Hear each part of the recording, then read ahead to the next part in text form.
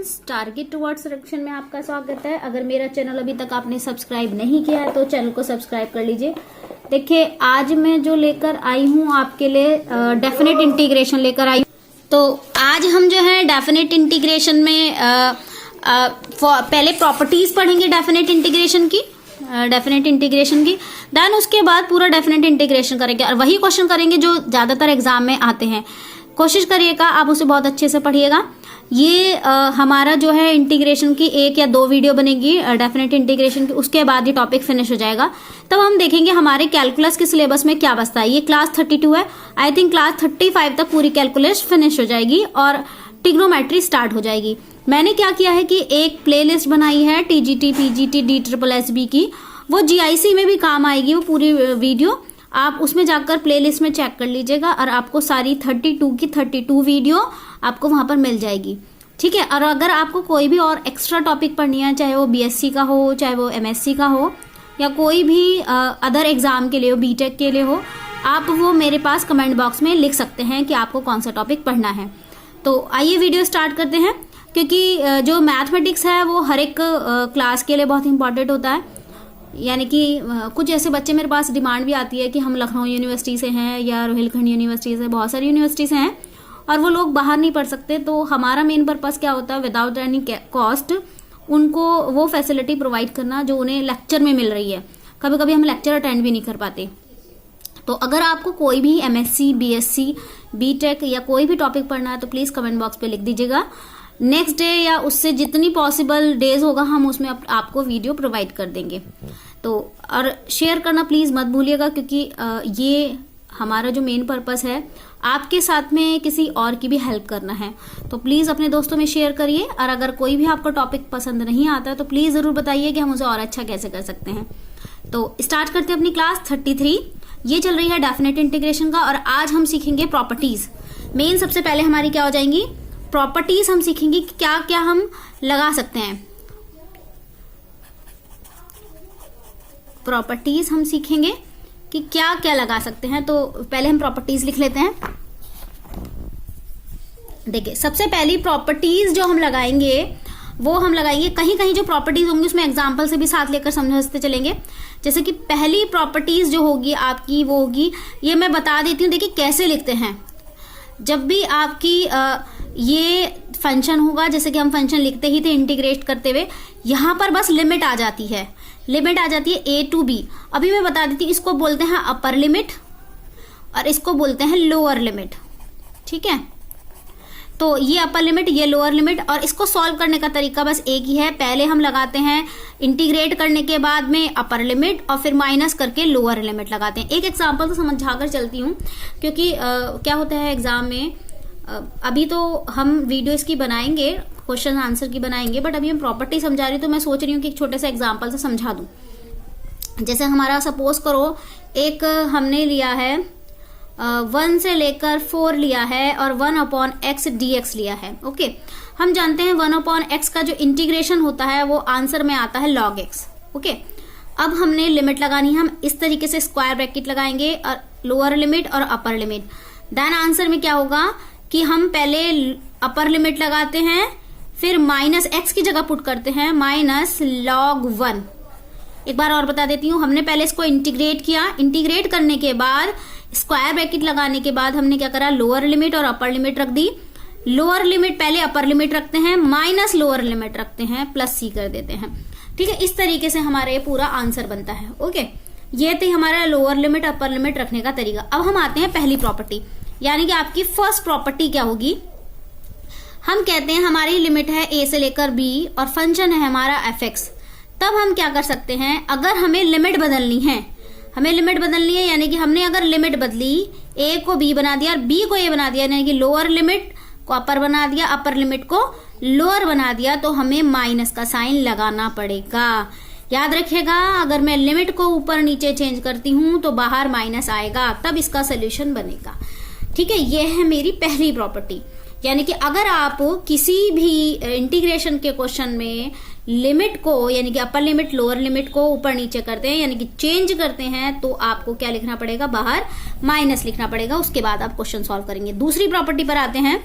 दूसरी प्रॉपर्टी कहती है कि जो आपका ये लिखा है A to B F X D X, यहां देखिए डी एक्स लगा लीजिएगा, तो अगर आप इसे चेंज करना चाहते हैं इसका वेरिएबल, तो आप इसे चेंज कर सकते हैं, ये बदल सकते हैं। यानी कि ये भी एक प्रॉपर्टी है कि आप इसके वेरिएबल को किसी दूसरे वेरिएबल से चेंज कर सकते हैं, ऐसा नहीं है कि नहीं कर सकते। ठीक है।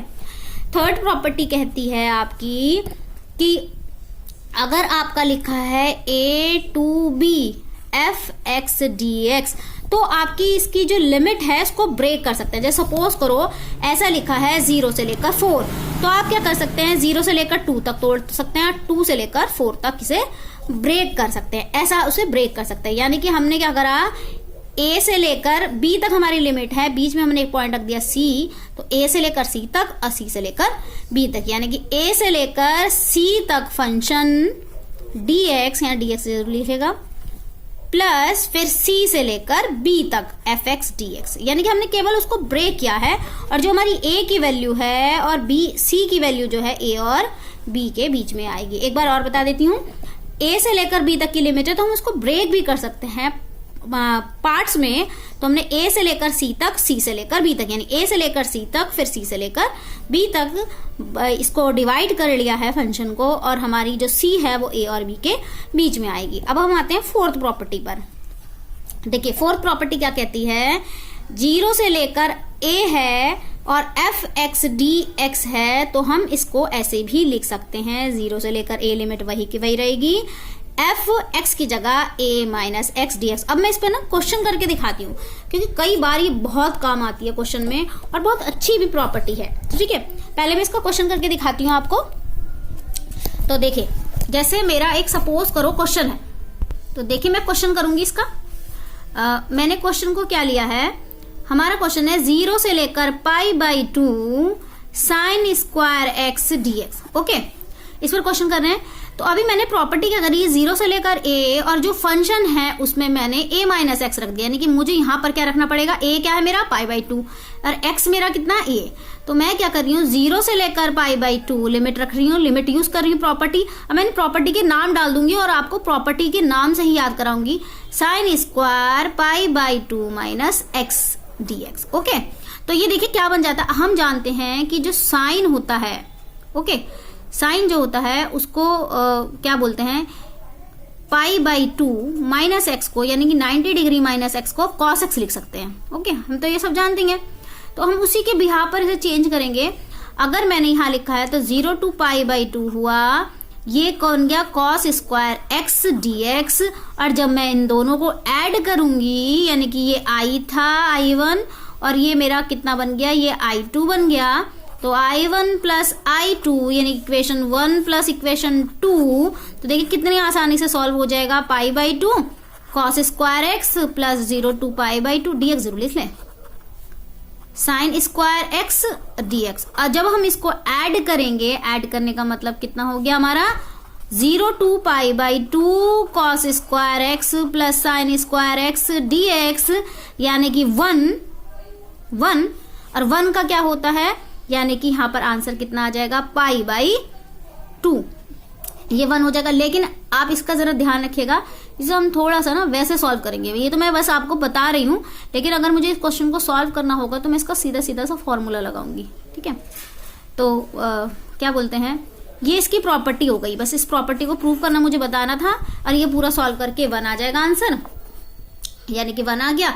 और 1 का जो क्या कहते हैं इंटीग्रेशन होता है वो x होता ही है, ऐसे 0 to π/2 लगा देंगे और ये हो गया π/2 माइनस 0, यानी कि π/2 आंसर। ओके, मैंने बस आपको प्रॉपर्टी का यूज बताया, ये कि प्रॉपर्टी यूज कैसे करते हैं। तो हम चल रहे थे, प्रॉपर्टी हमारी नंबर 4 हो गई थी, अब प्रॉपर्टी नंबर 5 होंगी, हम इसे एक बार रिवाइज भी कर लेंगे। प्रॉपर्टी नंबर 5 देखो क्या कहती है, अगर माइनस a से लेकर a तक इसकी लिमिट्स है और एफ एक्स डी एक्स है, तो देखिए 2 सोल्यूशन बनते हैं, 2 सोल्यूशन। एक तो सोल्यूशन बनेगा 0 to a F X D x. देखिए अगर मेरी कोई लिमिट -1 से लेकर माइनस a से लेकर a तक है, ऐसे भी लिख सकते हैं, -1 से लेकर 1, -2 से लेकर 2, तो हम क्या कर सकते हैं, उसको 0 से 1 बना सकते हैं, बट कंडीशन डिपेंड करेगी, और बाहर लिख देंगे 2 और जो भी फंक्शन होगा dx लिख देंगे। ये तो हमारा रफ काम हो गया, यानी कि ये बनेगा और एक बनेगा 0, अब आप कहेंगे किस कंडीशन में बनेगा? अब देखिए ये कंडीशन तब बनती है जब ये होगा इवन नंबर और ये बनेगा ऑड। ऑड और इवन कैसे बनते हैं? ऑड और इवन फंक्शन ऐसे बनते हैं अगर मैं x की जगह -x पुट करूं और मेरा फंक्शन f(x) आए तो मेरा क्या बन जाएगा? ये इवन बन जाएगा। और मेरी f -x करके -f(x) आ जाए तो ये मेरा ऑड बन जाएगा। जैसे मैं अभी एक एग्जांपल बताती हूँ। सपोज करो मुझे -1 पुट करना था। ओके, -1 पुट करने पर अगर सपोज करो क्यूब लिखा है x³ और मुझे यहाँ -1 पुट करना है, ये फंक्शन है सपोज करो, ठीक है, और मेरी जो x की वैल्यू है वो -1 देखनी है, मुझे माइनस पुट करनी है, तो मैंने f -x करा तो ये कितना आ जाएगा? -x³। और अगर मैं इसमें अगर सपोज करो फंक्शन मेरा x² है और इसमें मैं f की जगह -x पुट करूंगी तो कितना रहेगा? x²। क्यों? क्योंकि जब हम किसी -x का स्क्वायर करेंगे तो वो ऑब्वियसली पॉजिटिव होगा। तो आप देख रहे हैं इस केस में क्या हो गया? माइनस आंसर आ गया। माइनस यानी कि आपका क्या हो गया? ये ऑड हो गया। ये ऑड टर्म के लिए हो गई और ये इवन टर्म के लिए हो गई। यानी कि हमें क्या पुट करके देखना है? जो भी हमारा फंक्शन गिवन होगा उसमें x की जगह -x पुट करके देखिए। अगर आंसर माइनस में आ जाता है तो वो ऑड फंक्शन हुआ और अगर पॉजिटिव आ जाता है तो इवन फंक्शन हुआ। तो अगर मेरा इवन फंक्शन है तो मेरा ये फॉर्मूला लग जाएगा और अगर ऑड फंक्शन है तो वो आंसर 0 हो जाएगा। ओके, अब ये थी हमारी 5th प्रॉपर्टी। अब लगाते हैं हम 6th प्रॉपर्टी। 6th प्रॉपर्टी में भी कुछ ऐसा ही है। 0 से लेकर 2a तक की लिमिट हो, f(x) dx हो। अब देखिए मेरा एक आंसर बनेगा 0 से लेकर 2 बाहर, 0 से लेकर a, यानी कि लिमिट आधी हो जाएगी और आपको 2 बाहर लिखना पड़ेगा। a f(x) dx। अब ये 2 कंडीशन और एक होगा आंसर 0। ये कंडीशन कब होगी? ये कंडीशन आपकी तब होगी जब आप फंक्शन में 2a - x रखें और आंसर आपका पॉजिटिव आए। 2a - x से मतलब जो आपकी लिमिट है ये रखकर -x करके आंसर अगर आपका f(x) आता है, जो भी फंक्शन गिवन होगा वही आ जाता है, तो आपका क्या हो जाएगा? ये आपका इवन की तरह ही होगा फॉर्म में, यानी कि आपको ये वाला आंसर लिखना पड़ेगा। अब 0 कब आएगा? अगर मैं 2a - x रखती हूँ और मेरा आंसर -f(x) आ जाए। ओके, यानी कि 2 चीजों पर काम करेगी। अगर मैं अपने फंक्शन में 2a - अभी 2a क्या है? 2 है ये लिमिट -x कर दूं और मेरा फंक्शन पॉजिटिव आए तो वो हमारा क्या हो जाएगा? ये वाला आंसर बनेगा।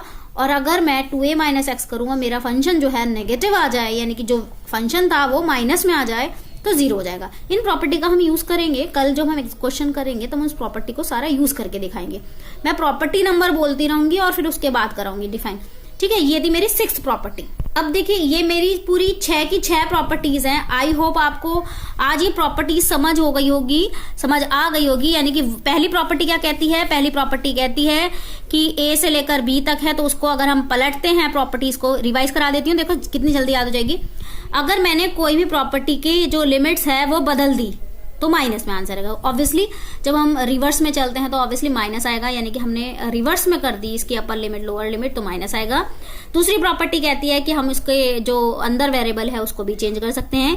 तीसरी प्रॉपर्टी कहती है तोड़ दो, टुकड़ों में ब्रेक कर दो, यानी कि अगर a से लेकर b है तो a से लेकर c तक और c से लेकर b तक। हम बड़ा क्वेश्चन नहीं करेंगे, छोटे छोटे पार्ट्स में डिवाइड कर दो। फोर्थ प्रॉपर्टी क्या कहती है कि अगर आपकी लिमिट जो है वो माइनस कर दे, जैसे देखिए ये वाली लिमिट और ये वाली जो थी दोनों सेम थी, जिसमें 2a - x हो रहा था, इसमें भी a - x हो रहा है, बट उसमें क्या है कि आपको चेक करना पड़ेगा कि वो आपका पॉजिटिव है कि नेगेटिव है। ये एक प्रॉपर्टी हो गई फोर्थ प्रॉपर्टी। फिफ्थ प्रॉपर्टी आपसे कहती है कि अगर कहीं -a से लेकर a तक की लिमिट है, आप उसे पॉजिटिव बनाइए, यानी कि 0 से लेकर a तक बनाइए, आसान बनाइए और बाहर 2 से इसे मल्टीप्लाई कर दीजिए। लेकिन कंडीशन वो है कि ये फंक्शन आपका इवन हो। इवन कैसे आएगा? आप जो भी फंक्शन हो उसमें x की जगह -x पुट कर दीजिए। अगर वो पॉजिटिव आता है तो इवन है और नेगेटिव आता है तो ऑड है। जैसे ही वो ऑड आए आंसर आएगा आपका 0। आपको कोई इंटीग्रेशन नहीं करना, आंसर सीधे 0 लिख देना है। क्योंकि देखिए एग्जाम में ऐसे क्वेश्चन बार बार डायरेक्ट आते हैं और आप उसको इंटीग्रेट करते रह जाते हैं, लेकिन जैसी प्रॉपर्टी लगाते हैं आंसर 0 आ जाएगा। तो ये बहुत प्रॉपर्टी आपको याद होनी चाहिए। लास्ट प्रॉपर्टी कहती है कि 0 से लेकर 2a तक की लिमिट हो, f(x) dx हो, तो आप 2 बाहर लगकर उसकी लिमिट को आधा कर दीजिए। बट कंडीशन क्या है? 2 - ax हो और फंक्शन आपका क्या आना चाहिए? पॉजिटिव आना चाहिए। नेगेटिव आएगा तो उसे 0 लिख देंगे। ये थी हमारी 6 प्रॉपर्टी। कल हम कराएंगे जो क्वेश्चन है इससे रिलेटेड क्वेश्चंस कराएंगे और इंपॉर्टेंट क्वेश्चंस कराएंगे। आई थिंक 2 क्लासेस में हमारे सारे जो इंटीग्रेशन है, डेफिनेट इंटीग्रेशन के क्वेश्चन फिनिश हो जाएंगे। वीडियो को लाइक करना मत भूलिएगा, शेयर करना मत भूलिएगा, और जो भी आपको टॉपिक पढ़ना है प्लीज कमेंट बॉक्स पे जरूर लिख दीजिएगा। जितनी 32 क्लासेस हैं वो सब मैंने एक TGT PGT जो है प्लेलिस्ट बनाकर उसमें डाल दी है, तो आप उसे जरूर चेक कर लीजिएगा। कल नई वीडियो के साथ मिलते हैं। Thank you so much.